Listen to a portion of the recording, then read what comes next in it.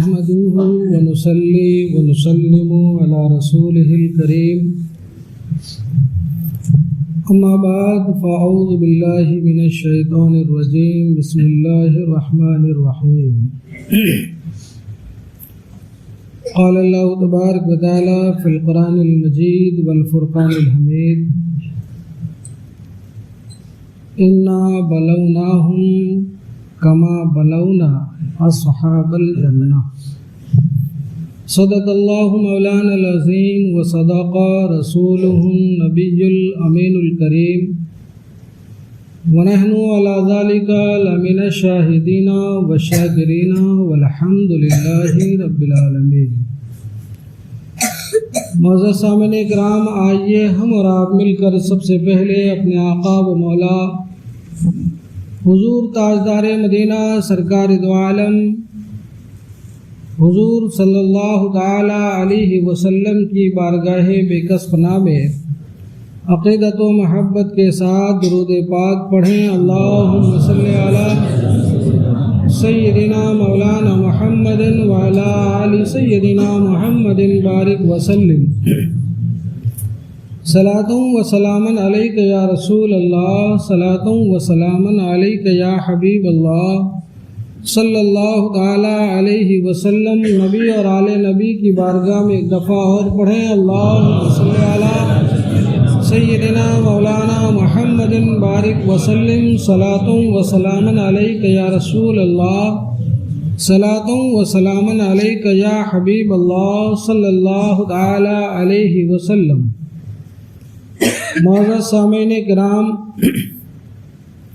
جیسا کہ میں نے عرض کیا تھا کہ انشاءاللہ تعالی آپ سخاوت و بخل اور کنجوسی ان دونوں کے تعلق سے ایک ملا جلا بیان سماعت فرمائیں گے۔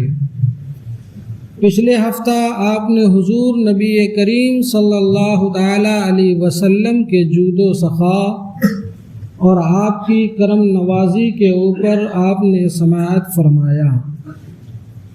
میں نے قرآن مقدس کی جس آیت کریمہ کی تلاوت کا شرف حاصل کیا ہے، یہ آیت کریمہ سورہ قلم آیت نمبر 17 کا ایک حصہ ہے۔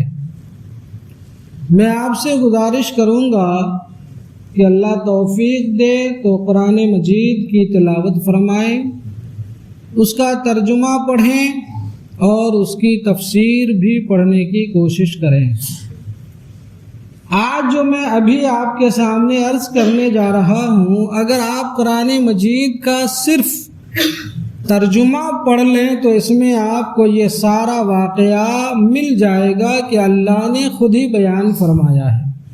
سورہ قلم آیت نمبر 17 سے لے کر آیت نمبر 32 یا 33 تک ان آیات کو آپ پڑھیں اور اس کا ترجمہ پڑھیں۔ اس ترجمے کو واقعے کی شکل میں جمع کر کے میں آپ کے سامنے گوشے گزار کرتا ہوں، سماعت کیجیے۔ ایک بار درود پڑھیے، اللہم صلی علی سیدنا مولانا محمد بارک وسلم۔ صلاۃ و سلام علیک یا رسول اللہ صلی اللہ تعالی علیہ وسلم۔ اللہ تبارک و تعالیٰ نے فرمایا کہ انا بلوناہم، بے شک ہم نے انہیں جانچا، کما بلونا اصحاب الجنہ، جیسا کہ ہم نے باغ والے کو جانچا۔ یہ باغ والے کون ہیں؟ یہ باغیچہ والا کون ہے اور اس کا واقعہ کیا ہے؟ پوری تفصیل سے خود رب نے قرآن میں بیان کر دیا ہے، آپ سنیے۔ اللہ نے فرمایا ہم نے انہیں جانچا جیسا کہ باغ والوں کو جانچا۔ یہ باغ والے کون ہیں؟ یہ ملک یمن کا ایک شہر صنعاء نام کا تھا۔ اس صنعاء نام کے شہر سے تقریباً 10-11 کلومیٹر کی دوری پر سرے راہ ایک باغیچہ تھا۔ اس باغیچے کا نام تھا زردان۔ یہ قبیلہ بنو ثقیف کے ایک شخص کا یہ باغیچہ تھا۔ اس باغیچے کی خوبی یہ تھی کہ اس میں ہر طرح کے پھل کے درخت تھے، ہر طرح کے میوہ جات کے پھل تھے، اور ان پھلدار درختوں کے بیچ میں ہر طرح کی فصلیں بھی کاشت کی جاتی تھی جو بے پناہ اپنے پھلوں اور گلوں کے ساتھ اس میں پیداوار ہوا کرتا تھا۔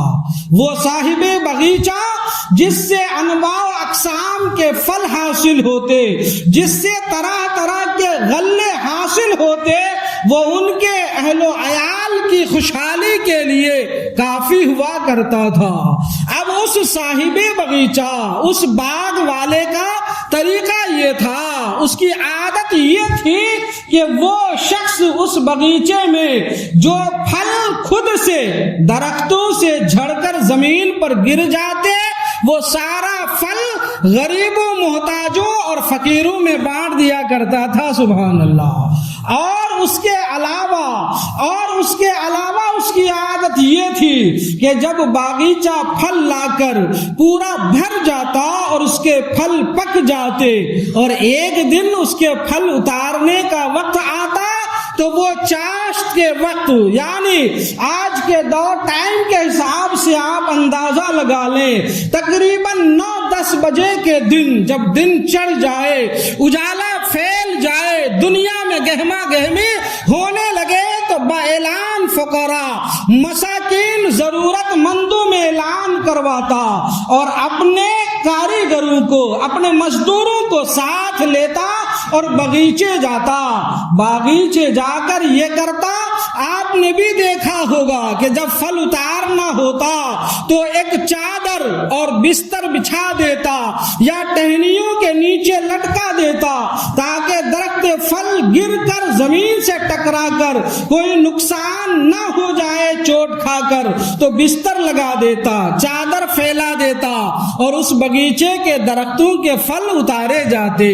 جو پھل چادر میں گرتا وہ صاحب باغیچہ اپنے لیے رکھتا، لیکن پھل جھاڑتے وقت، پھل توڑتے وقت جو پھل اس کے بستر اور چادر سے باہر گر جاتا وہ سارا کا سارا پھل فقراء، مساکین اور غریبوں میں تقسیم کروا دیتا۔ سبحان اللہ۔ اتنا ہی نہیں، اور اس کی عادت یہ تھی کہ اس باغیچے سے جو قسم قسم کے غلے حاصل ہوتے تو ان گلوں کو کاٹنے کے وقت، شاید آپ نے دیکھا ہو یا نہ دیکھا ہو، آپ کے یہاں کی کھیتی کٹنے کے وقت تو میں نے نہیں دیکھا، لیکن ہمارے طرف کا ماحول دیکھا، جب گیہوں کو درانتی سے کاٹے جاتے تھے، اب تو دور ختم ہو گیا، چاول کی کھیتی جب درانتیوں سے کاٹے جاتے تو جب گیہوں کی کچھ فصلوں کی بالیاں زیادہ پک جاتی تو وہ از خود ٹوٹ کر زمین پر گر جاتی۔ چاول کی کھیتی کی بالیاں زیادہ پک جائے تو ٹوٹ کر زمین پر گر جاتی۔ جب کسان کھیت والا اپنے کھیت میں مزدوروں کو لے کر گیہوں اور دھان کی کٹائی کرواتا تو وہ بالیاں جو زمین پر گرے ہوتے یا کاٹتے وقت ہلنے کی وجہ سے زمین پر گر جاتے تو غریب کے بچے، یتیم بچے، بیواؤں کے بچے اور بے سہارا بچے ان درانتی لے کر ان مزدوروں کے پیچھے پیچھے چلتے، جو ٹکڑے گر جاتے ان ٹکڑوں کو چن چن کر اپنی زنبیل میں، تھیلی میں، اپنی جھولی میں جمع کرتے اور وہ کئی کھیتوں سے جمع کر کے لا کر پھر اپنی ضروریات پوری کرنے کا سامان کرتے، اور کسانوں کو اس سے کوئی اعتراض بھی نہیں ہوا کرتا تھا۔ تو یہ حال تھا کہ جو گلے کی بالیاں اگر زمین میں گر جاتی وہ بھی غریبوں اور فقیروں کو دے دیتا، اور جس وقت گلے کو کھلیان چڑھا کر اس کی مالش کرواتا تو اس کا طریقہ یہ تھا کہ اس کے 10 حصے کرواتا، 10 حصوں میں سے 9 حصہ اپنے لیے رکھتا اور 1 حصہ پھر غریبوں میں بٹوا دیتا۔ اور عادت یہ تھی کہ جب گیہوں کا مثلاً وہ آٹے چکی میں جا کر پسواتا تو اپنے گھر والوں کو تاکید کر رکھا تھا کہ 10 کلو گیہوں پسوا کر جب 10 کلو آٹے ملے تو ان میں سے 1 کلو آٹا یہ غریبوں کے لیے ہوگا۔ جب چولہے پر روٹیاں پکیں گی، اگر 10 روٹیاں پکتی ہے تو ان میں سے 9 روٹی گھر والوں کے لیے اور 1 روٹی جو ہے غریبوں، فقیروں، محتاجوں، مسکینوں اور اللہ کے محتاج بندوں کے لیے ہوگا۔ یہ اس کا طریقہ کار تھا، یہ اس کی اچھی عادت تھی۔ جب وہ رب کی بارگاہ میں لٹاتا، رب کے بندوں پر فضل کرتا، رب کے بندوں کی جو ہے مدد اور جو ہے اس کی حمایت کرتا، تو رب کی رحمتیں بھی بے پناہ رحمتوں کی بارش کا نزول ان کے بغیچے میں ہوتا۔ طرح طرح کے انہیں پھل اور گلے ملا کرتے تھے۔ اب وقت آخری ہوا، عمر گزر گئی اور اس کا انتقال ہو گیا۔ اس کا انتقال ہونا تھا، اپنے وارثین میں 3 لڑکا چھوڑا۔ تینوں لڑکوں میں سے بیچ والا لڑکا جسے مجھلا کہا جاتا ہے، وہ تو باپ کی روش پر تھا، لیکن بقیہ بڑا اور چھوٹا یہ بڑا کنجوس اور بخیل قسم کا تھا، بڑا تنگ نظر تھا، بڑا ہی تنگ دل تھا، باپ کی روش پر چل نہ سکا اور تینوں نے مل کر بیٹھ کر مشورہ کرنا شروع کیا۔ باپ کا ایک گھر تھا، باپ کے ایک اہل و عیال تھے، ہم 3 بھائیوں کا 3 گھر ہو گیا، ہمارے اوپر ذمہ داریاں بڑھ گئی، خرچے بڑھ گئے، اب ہمارے مال 3 حصوں میں تقسیم ہونے لگے، اس لیے اب ہم باپ کی روش کو چھوڑیں اور ہم کل جو ہے بغیچے کے پھل پک چکے ہیں، گلے پک چکے ہیں، ہم مزدوروں کو لے کر کاٹنے کے لیے فجر ہونے سے پہلے، اندھیرے ہی میں، صبح ہونے سے پہلے جائیں گے تاکہ غریبوں کو پتہ نہ چلے، مسکینوں کو پتہ نہ چلے، اور باغیچے کے دروازے کے اوپر ایک سپاہی بھی کھڑا رکھیں گے تاکہ بلا اجازت باغیچے میں کوئی آ نہ سکے۔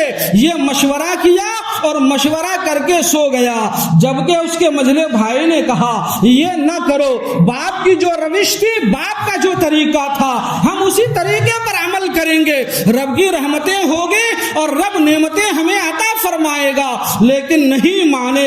الغرض یہ جو ہے میٹنگ کی، یہ مشورہ پاس کیا اور سو گئے۔ اب مشورے کے مطابق دیکھو مسلمانوں، صبح اول فجر سے پہلے اٹھا اور اٹھنے کے بعد قرآن میں ہے کہ زور سے باتیں بھی نہیں کر رہا تھا، کانا پھوسی کرتے ہوئے، دھیرے دھیرے باتیں کرتے ہوئے مزدوروں کو لیا اور گلی کے ان راہوں سے جانے لگا جن راہوں میں لوگوں سے ملاقات نہ ہو، علاقے والے کو پتہ نہ چلو، محلے والے کو پتہ نہ چلے، چپ چاپ جانے لگا اور شہر سے اپنے گھر سے نکل کر 10 کلومیٹر دور اس باغ جس کا نام زردان تھا وہاں پہنچا۔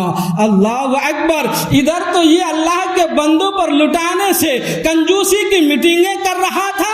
میں نے پچھلی آیت بھی پچھلی مرتبہ بھی پڑھ کر سنایا تھا، رب کا اعلان ہے ان اللہ علی کل شیء قدیر، رب ہر چیز پر قادر ہے، اور دلوں کے حال پر، دلوں کے بھیدوں پر رب آگاہ بھی ہے۔ یہ ادھر میٹنگ کر رہا ہے، ادھر رب نے یہ کیا کہ رات ہی کو ان کے بغیچے کو ناگاہ رب کی طرف سے ایک آگ آتی ہے اور وہ آگ آ کر اس کے بغیچے کے سارے درختوں کو جلا ڈالتی ہے، ان کے سارے گلوں کو، کھیتی کو جلا ڈالتی ہے، حتیٰ کہ باغیچے کی جو در و دیوار اور مکانات تھے اسے بھی جلا کر خاکستر کر دیا اور چٹیل میدان اور خاک کر دیا۔ اللہ اکبر! جب یہ اندھیرے تڑکے صبح اٹھ کر وہاں پہنچے تو ان میں سے ایک نے کہا لگتا اندھیرے کی وجہ سے ہم راستہ بھٹک گئے ہیں، یہ تو ہمارا باغیچہ نہیں ہے۔ اس کے بھائی نے کہا ذرا غور و فکر تو کرو، باغیچہ ہمارا ہی ہے، ہم راستہ نہیں بھٹکے ہیں، ہاں البتہ رب کی پکڑ آ گئی ہے، رب کا عذاب نازل ہو گیا ہے، رب تبارک و تعالیٰ کا قہر نازل ہو گیا ہے اور ہمارا باغیچہ جل کر خاکستر اور اس طرح ویران اور تباہ و برباد ہو چکا ہے۔ اللہ اکبر! اب ان تینوں بھائیوں کو بڑا افسوس ہوا۔ مجلے بھائی نے ان لوگوں کو لعنت و ملامت کی، میں نے نہیں کہا تھا کہ ہمارا باپ جس روش پر تھا ہمیں اسی روش پر چلنا چاہیے۔ الغرض بڑا حسرت و یاس کے بعد اب تینوں نے مل کر توبہ کی اور توبہ کرنے کے بعد رب کی بارگاہ میں یہ وعدہ کیا، پروردگار عالم اس کے بدلے میں ہمیں نعمتیں عطا فرما، ہمیں باغیچے عطا فرما، ہمیں کھیتیاں عطا فرما۔ اب ہم تیرے محتاج بندوں پر اسی طرح سخاوت کریں گے جس طرح ہمارا باپ کیا کرتا تھا۔ سبحان اللہ۔ جب اس نے سچے دل سے توبہ کی تو رب نے توبہ قبول فرمایا، اور اس کے بدلے میں رب نے انہیں پھر ایک باغ عطا فرمایا جس باغ کا نام باغ حیوان تھا۔ اس حیوان باغ میں پھر اسے یہ ساری چیزیں ملنے لگی۔ الغرض میں کہنا یہ چاہتا ہوں میرے عزیزوں، دوستوں، بزرگوں، میں آپ کو پیغام یہ دینا چاہتا ہوں کہ رب نے نعمتیں دی ہے، رب نے دولت دی ہے، رب نے کوٹھیاں دی ہے، رب نے گاڑیاں دی ہے، رب نے نوکریاں دی ہے، رب نے چاکریاں دی ہے، رب کھیتوں میں غلے دے رہا ہے، رب اپنی قدرت کاملہ سے ہماری صبح و شام کو خوشحال کر رکھا ہے، رب نے اپنی تمام نعمتوں کی بارشوں کا نزول موسلا دھار ہم پر کیا ہے اور ہوتی رہ رہی ہے۔ لہذا ہمارے دلوں میں بخالت کی دستک نہیں ہونی چاہیے، دل سخی ہونا چاہیے، ہم تنگ نظر ہونے کے بجائے وسیع نظر ہونا چاہیے۔ اللہ اکبر۔ میرے آقا علیہ الصلوۃ والتسلیم کا فرمان آپ نے سنا ہے، نبی فرماتے ہیں کہ صدقات اس کا ظاہر دیکھو تو محسوس ہوتا ہے کہ اگر للہ کچھ مال خرچ کر دو تو ہمارا اور تمہارا مال کم ہو جاتا ہے، جبکہ خلاف عقل جو ہے اللہ کی قدرت سے اگر اللہ کی راہ میں خرچ کرتے ہو تو اس سے مال گھٹتا نہیں ہے بلکہ دن بدن تمہارا مال بڑھتا ہی جاتا ہے۔ سبحان اللہ، بڑھتا ہی جاتا ہے۔ صدیق اکبر رضی اللہ تعالیٰ عنہ جو یار غار مصطفیٰ ہیں، آپ فرماتے ہیں، اس حدیث کے راوی آپ ہیں، حضور فرماتے ہیں کہ جو شخص کنجوس اور بخیل ہوتا ہے وہ جنت میں نہیں جائے گا، بخیل اور کنجوس جنت میں داخل نہیں ہوگا۔ اللہ اکبر۔ اور پچھلے جمعہ میں نے آپ کو روایت سنائی کہ جو سخی جاہل انسان جو ہے بخیل عبادت گزار سے زیادہ بہتر افضل و اولا ہے۔ اللہ اکبر۔ ذرا علماء کی کتابیں اور ابواب تصوف کو آپ پڑھیں۔ حضرت شیخ سعدی شیرازی علیہ رحمہ و رضوان اپنی مشہور زمانہ کتاب گلستہ میں کچھ حکمتوں کی باتیں تحریر فرماتے ہیں تو آپ فرماتے ہیں کہ بے عمل عالم جو ہے کانٹے دار اور بے پھل درخت کی طرح ہے کہ درخت تو ہے لیکن اس میں پھل نہیں لگا، اور وہ انسان سب سے بڑا کم نصیب جاہل اور بد عقل ہے جس نے مال کمایا خود نہ کھایا اور اس سے کوئی آخرت کا سامان نہ کر سکا، جمع کیا اور مر گیا اور اس کے پیچھے کوئی اور کھا رہا ہے اور دادے عیش دے رہا ہے۔ اس سے بڑا کم نصیب تو کوئی نہیں ہے، اس سے بڑا کم نصیب کوئی نہیں ہے۔ اور فرماتے ہیں، وہی شیخ سعدی فرماتے ہیں، بے عمل عالم کانٹے دار درخت کی طرح بے پھل درخت کی طرح ہے، اور جو ہے بخیل مالدار بغیر دروازے کے مکان کی طرح ہے، اور جو ہے جاہل عابد یعنی وہ عبادت گزار جس کے پاس علوم شرعیہ نہیں ہوتے وہ بھی شیطان کی نظروں میں بے دروازے مکان کی طرح ہے۔ اللہ اکبر۔ مسلمانوں، آج ہمارے جسم میں طاقت بھی ہے، اللہ نے ہمیں دولت بھی دی ہے، اللہ نے ہمیں نعمتوں سے نوازا بھی ہے، ہر طریقے کے عیش و آرام کی چیز بھی عطا فرمایا ہے۔ اپنے دل سے بخالت نکالو اور سخاوت کو گلے لگاؤ۔ کیوں؟ اس لیے کہ میرے مصطفیٰ فرماتے ہیں جو میرے غلاموں میں میری امتیوں میں جو شخص سخی ہے وہ اللہ سے قریب ہے، اور جو اللہ سے قریب ہے وہ جنت سے قریب ہے، جو جنت سے قریب ہے وہ جہنم سے دور ہے، اور جہنم سے دور ہے اور میرے ساتھ ساتھ جو ہے وہ جنت میں جانے والا ہے۔ سبحان اللہ۔ لہذا مسلمانوں ان باتوں پر غور و فکر فرمائے اور دیکھیے ذرا حضرت علامہ ایک مرتبہ درود پاک پڑھیے، اللہم صلی علی سیدنا مولانا محمد بارک وسلم، صلاۃ و سلام علیک یا رسول اللہ، صلاۃ و سلام علیک یا حبیب اللہ صلی اللہ تعالی علیہ وسلم۔ حضرت علامہ ابن جوزی رحمت اللہ تعالی علیہ نے اپنی کتاب میں ایک واقعہ نقل فرماتے ہیں، بڑا ہی عبرت آموز اور سبق آموز واقعہ ہے، ذرا آپ سماعت فرمائیں اور اس سے نصیحت حاصل کریں۔ وقت پلٹا کھانے میں دیر نہیں لگتی، انقلاب آنے میں دیر نہیں لگتی۔ آج ہم خوشحال ہیں، خدا نہ کرے کیا ہو سکتا ہے کل بدحال ہو جائیں، اس لیے خوشحالی آ جائے تو رب اور رب کے نبی اور ان کے فرمان کو نہ بھولیں اور اپنے پاؤں کو زمین پر ہی رکھیں۔ ایسا نہ ہو کہ خوشحالی آ جائے تو خوشحالی کے زمانے میں ہمارے پاؤں زمین پر ہی نہ رہیں اور اپنے رشتہ داروں سے ہمارے رشتے اور تعلقات ہی قائم نہ رہیں۔ اللہ اکبر۔ حضرت علامہ تحریر فرماتے ہیں کہ ملک اصفہان میں ایک شخص، ان کے پاس بڑی کوٹھی اور بڑا خوبصورت محل اور بنگلہ تھا اور ایک حسین و جمیل خوبصورت ان کی بیگم تھی۔ ایک دفعہ وہ کھانے بیٹھے بیگم کے ساتھ، گھر میں دسترخوان لگا، اس پہ انواع و اقسام اور قسم قسم کے کھانے کی چیزیں اس دسترخوان پہ پھیلے ہوئے اور لگائے ہوئے تھے۔ اب دونوں میاں بیوی کھانا ہی چاہتے تھے، دروازے پہ دستک ہوئی، آواز آئی، گھر والے کئی دن سے میں بھوکا ہوں، کیا مجھے روٹی کھلا سکتے ہو؟ کہیے نا سبحان اللہ۔ دستک ہوئی، آواز آئی، کئی دن سے بھوکا ہوں، مجھے روٹی کھلا سکتے ہو؟ شوہر نے اپنی بیگم سے کہا، بیگم دیکھو دروازے پر کوئی روٹی کا سوال کر رہا ہے، یہ اللہ کی نعمتوں سے بھرا ہوا دسترخوان ہے، یہ پورا دسترخوان ان کی جھولی میں انڈیل دو۔ سبحان اللہ، پورا دسترخوان ان کی جھولی میں انڈیل دو۔ بیگم اٹھی خوشی خوشی، پورا دسترخوان لے جا کر اس آنے والے سائل کو دے دیا۔ اللہ اکبر۔ سائل کو دسترخوان دے کر جب پلٹنے لگی تو نظر ٹکی تو سائل کا چہرہ دیکھی، سائل کا چہرہ دیکھی تو دھاریں مار مار کر وہ خاتون رونے لگی اور جو ہے گلے اور سر پیٹنے لگی، زور زور سے رونے لگی۔ شوہر باہر آیا، گلے سے لگایا، دلاسا دیا، پھر پوچھا بیگم معاملہ کیا ہے، کیا بات ہو گئی جو اتنی دھاریں مار مار کر رو رہی ہو؟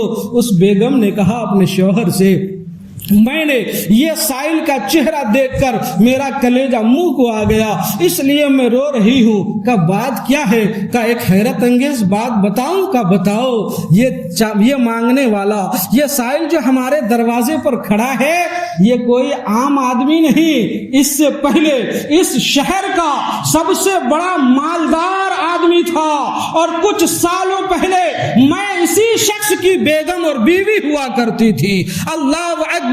اور یہ محل جو خوبصورت میری طرف سے میرے شوہر تمہیں ملا ہے، یہ محل بھی اسی سائل، اسی فقیر کا تھا جو دروازے پر آج روٹیوں کے لقمے کا سوال کر رہا ہے۔ اللہ اکبر۔ کا واقعہ کیا ہوا؟ کا قصہ یہ ہوا کہ ایسے ہی اور میں اور میرا سابق شوہر یعنی یہ فقیر دونوں کھانے کے لیے بیٹھے تھے، دسترخوان پر کھانا چنا ہوا تھا۔ ایک سائل آیا، اس نے دروازے پر دستک دی، گھر والے کئی دن سے بھوکا ہوں، روٹی کھلا سکتے ہو؟ میرا شوہر اٹھا، یعنی وہی فقیر اٹھا اور دروازے پر جو بھیک مانگ رہا تھا، جو روٹی مانگ رہا تھا، اسے بری طریقے سے مارا پیٹا اور مارنے پیٹنے کے بعد دروازے سے بھگا دیا۔ جانے اس نے کون سی دعا دی، جانے اس کے دل سے کیا آن نکلی، رب کی بارگاہ میں قبول ہوئی۔ ابھی چند دن ہی گزرے تھے کہ اب حالات بدلے، زندگی میں انقلاب پیدا ہوا، خوشحالی کی جگہ اب بدحالی کا دور شروع ہوا، کاروبار ٹھپ ہو گئے اور عالم یہ ہوا کہ غربت و افلاس کی بنیاد پر اس نے چڑچڑا ہو کر مجھے طلاق دے دی اور جو ہے اس کا جو ہے سارا کاروبار تباہ و برباد ہو گیا اور یہ کلاش ہو گیا۔ پھر کچھ دنوں بعد، کچھ سالوں کے بعد میں آپ سے نکاح کر لیا اور آج میں آپ کے نکاح میں ہوں اور آپ کی بیگم ہوں۔ یہ قصہ سننے کے بعد اس کے شوہر نے کہا، بیوی صبر رکھو، میں اس سے زیادہ حیرت زدہ واقعہ تمہیں بتاؤں، اس سے زیادہ حیرت کی بات بتاؤں؟ کہا بتائیے، اس سے بھی بڑی حیرت کیا ہے؟ کہا تمہارے سابق شوہر نے روٹی مانگنے والے جس فقیر کو بہت زیادہ زد و کوب کیا تھا، مارا پیٹا پیٹا تھا وہ کوئی اور نہیں، آج کا تیرا موجودہ شوہر یعنی میں ہوں، یعنی میں ہوں کہ کل میں دروازے پر روٹی مانگ رہا تھا اور لہو لہان جو کیا تھا اس نے مار کر جسے، وہ میں ہوں، وہ سائل میں ہوں، لیکن رب کی عطائیں عنایتیں اور رحمتیں ہوئی، رب نے نظر کرم فرمایا، ہمارے حالات بدلے، انقلاب پیدا ہوا، ہمارے کاروبار میں برکتیں ہوئی، آج میں محل کا بھی مالک ہوں، نعمتوں کا بھی مالک ہوں، اور آج تم میری بیگم ہو، اور آج دروازے پر بھیک مانگتا ہوا وہ شخص روٹی کا سوال کر رہا ہے جو کل تک لوگوں کو روٹی کے بدلے دھکے دیا کرتا تھا۔ لہٰذا مسلمانوں، ان تصوفانہ جو ہے واقعات کو اپنے سینے سے لگائے رکھیں۔ آج اگر اللہ نے آپ کو نعمتوں سے سرفراز فرمایا ہے تو اترانے کی ضرورت نہیں ہے، کیوں؟ اس لیے کہ رب قرآن میں فرماتا ہے لا تمشی فی الارض مرحا، زمین پر اکڑ کر چلو نہیں، اس کی ضرورت نہیں ہے، اس لیے کہ اے اولاد آدم، رب نے تمہیں وہ طاقت ہی نہیں دی ہے کہ تم زمین کے سینے چیر ڈالو اور زمین کے دامن پر اکڑتے ہوئے سینے اکڑ کر کھڑا یہ پہاڑوں کو ان کی جگہ سے ہلا سکو۔ اگر رب تبارک و تعالیٰ کی طرف سے اجازت نہ ہو تو تم ایک تنکا ہلانے کے لائق بھی تمہاری اوقات نہیں ہے اور تمہاری طاقت و جرأت نہیں ہے۔ لہٰذا مسلمانوں، آج اگر رب نے دولت دی ہے نا تو اپنی دولت سے مدرسے قائم کرو، مسجد قائم کرو، مسجدوں کی رہنائی کا سبب بنو، علماء پیدا کرو، حفاظ پیدا کرو، اپنے علاقوں کے محتاج غریب اور کمزور لوگوں کا سہارا بنو۔ صرف یہ نہیں کہ جو بھیک مانگتے ہیں، آپ کے علاقے میں جو علماء ہیں، جو حفاظ ہیں، آپ کے پڑوس میں کم تنخواہوں پر کام کرنے والے، مشکل سے اپنے گھر کی گاڑی کھینچنے والے لوگ ہیں، ان پر بھی نظر کرو اور ان کی بھی مدد کیا کرو۔ اگر آپ ان کی مدد کرو گے تو رب تمہاری مدد فرمائے گا۔ اور اپنے اندر سخاوت کا ملکہ پیدا کرو، عادت پیدا کرو اور اپنی جو ہے خصلت پیدا کر لو۔ وقت ہوا چاہتا ہے درود پڑھے، ایک چھوٹی سی بات کہہ کر میں گفتگو سمیٹتا ہوں۔ اللہم صلی علی سیدنا مولانا محمد بارک وسلم، صلاۃ و سلام علیک یا رسول اللہ صلی اللہ تعالی علیہ وسلم۔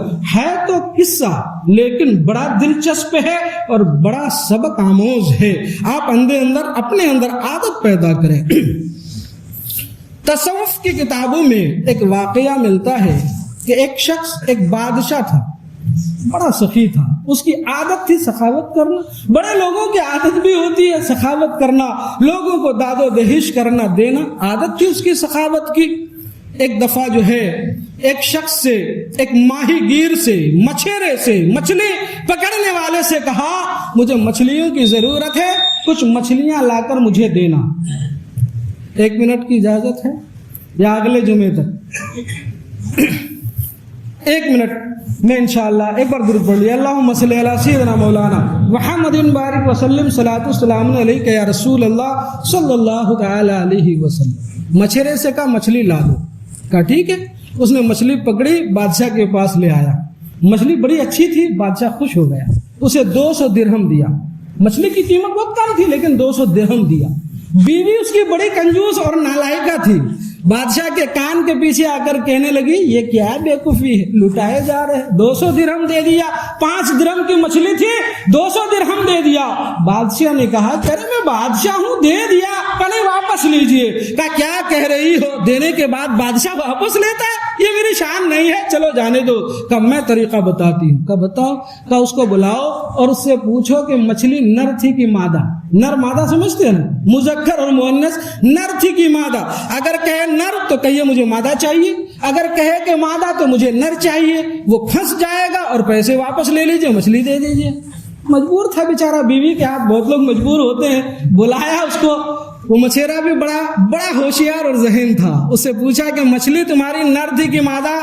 کہا بادشاہ حضور میں تو سب کے لیے نر مادہ لاتا ہوں، آپ بادشاہ ہیں، آپ کے لیے اسپیشل ایسی مچھلی لائی ہے جو نہ نر ہے نہ مادہ ہے۔ سبحان اللہ۔ بادشاہ اور خوش ہوا, 200 درہم اور دے دیا. بیوی کہیں مار پڑے اس کی خدا کے اس کے اوپر, میں 200 درہم میں پریشان تھی, اب 400 درہم دے دیا. اللہ اکبر, کڑ رہی تھی. وہ بادشاہ سے 200 درہم پا کر جب جانے لگا نا, تو 1 درہم آنگن میں پڑا ہوا تھا. وہ مچھیرا وہ 1 درہم اٹھایا, جیب میں رکھ لیا.